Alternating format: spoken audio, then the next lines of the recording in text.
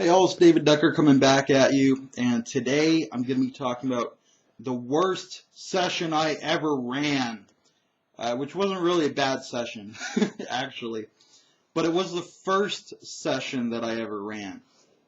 Someone on the YouTube RPG Brigade had commented that they were at a convention running a game for some strangers, and it was a terrible game. He was very upset and disappointed in himself, and he was going to do a video about it. So this kind of inspired me to do this video. While I haven't run what I would consider a bad game, I tried to think about the worst game I had run, and it was definitely the very first one. So let's go through it. The first game I ever ran. We had all got together to play a game of Dark Heresy. Aaron was going to run, and he said he after we all showed up, he said, "Oh, I'm not really prepped. I don't really feel like running. I think I should take a break from GMing." He said he was burned out. So we're all kind of there, and we're like, well, we're all here though. Like, somebody should run. And I was like, I can run. Everybody make, I don't know if it was first level or fifth level Pathfinder characters. It's probably first level, just because of the time constraints in making them, and because my main man Josh Pullman takes forever to make a character. It takes him ages and ages, especially with the point buy system. So let's do first level, and while they're making their characters, I'm making a little scenario. So I base it off of, somewhat off of the Rings of the Nibelung classic. Everyone should check that out. It's a ancient German myth. It's been adapted many times, film, television, opera, all kinds of things. So I set out 3 factions and just 1 quest line. So I think I got the temple and then 2 competing nobles, and the storyline was the local duke or count, might have been a count. The local count, let's say, had just passed away, and local tradition dictated that whoever should present the bishop with the head of a dragon would be the new count. It's a very Germanic, Dark Ages, Norse, Nordic kind of setting. So the bishop wanted to be the new count. So he was hoping that whoever managed to slay a dragon would present him with the head and then surrender his right to the county so the bishop could be the count. The old count's son wanted to follow in his father's footsteps and, of course, become the new count again. But he was very ill-suited to hunting a dragon. So he was looking for some proxies, for some mercenaries or dragon slayers to hunt the dragon for him. And then the third faction was this very excellent knight who wanted to be the new count. Now, while he was a very good knight, he was a complete asshole. So he was very smart, good at governing, good at warfare, good at combat, but he was a complete asshole. He had no charisma. Doesn't mean he's evil, he's just an asshole. There's a big difference. So I dropped the players in. I said, okay, you're all, I think you all meet at a tavern. I did some terrible cliche like that. So I guess that was strike 1. Strike 1 is the cliche, you're adventurers! And you meet in a tavern, and you hear about the count has just passed away. He was on a sea voyage, his ship sank or crashed, And I had a little plot hook there, but they didn't investigate it. It wasn't important. If they had investigated it, it would have been important. But since they didn't, it wasn't. Easy.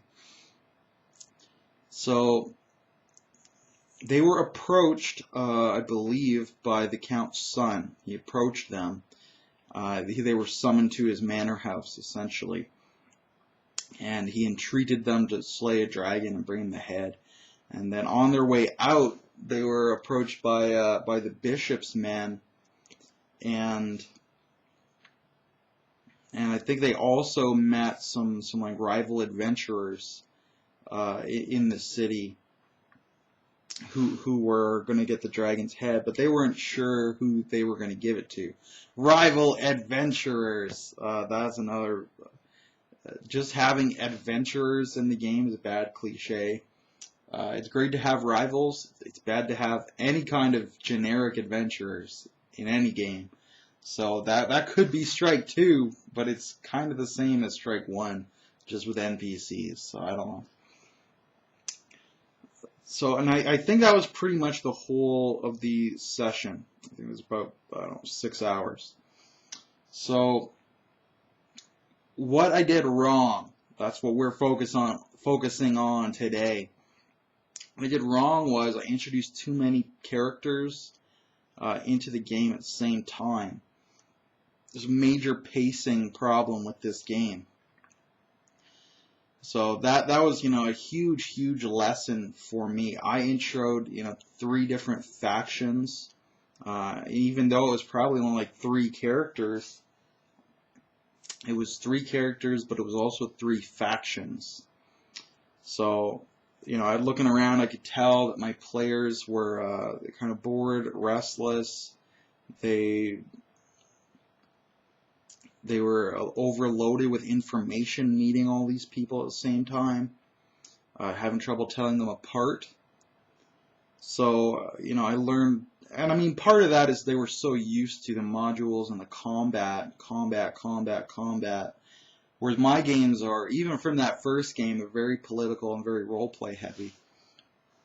So part of that was just a stylistic difference, but you have to ease into things. First of all, you have to ease your players into your style. So if they look bored, throw something else at them. So if they're bored with the talking, throw in a combat or a chase scene or a puzzle or a mystery, something that's different from what you've been doing.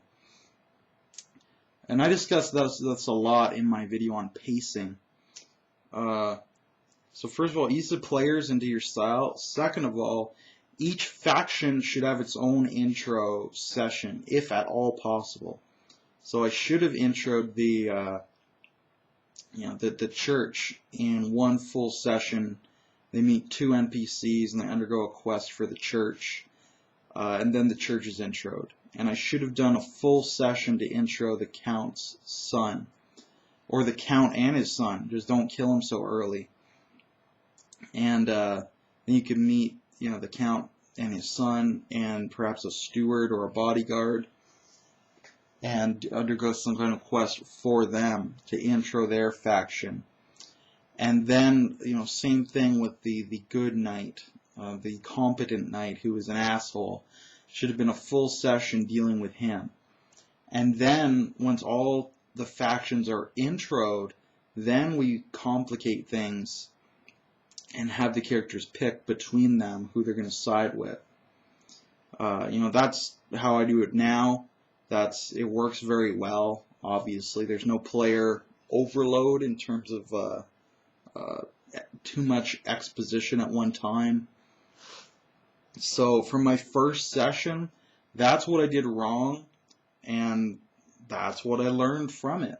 I did too much in one session. I learned to slow down, take my time. Everything else was okay. It was still not a bad session. It could have been a lot better. So I wanted to share that, and hopefully somebody can get some more knowledge from that. I love to be repetitive, so this is pretty much the same exact thing I said in my pacing video, but I'm going to say it a different way.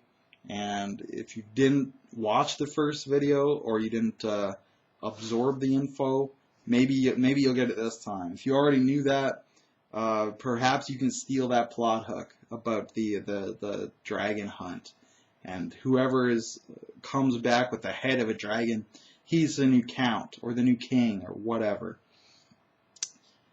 So I'm going to sign out now. I think that was a pretty quick video, and I hope y'all enjoyed it. Have a good day in YouTube land.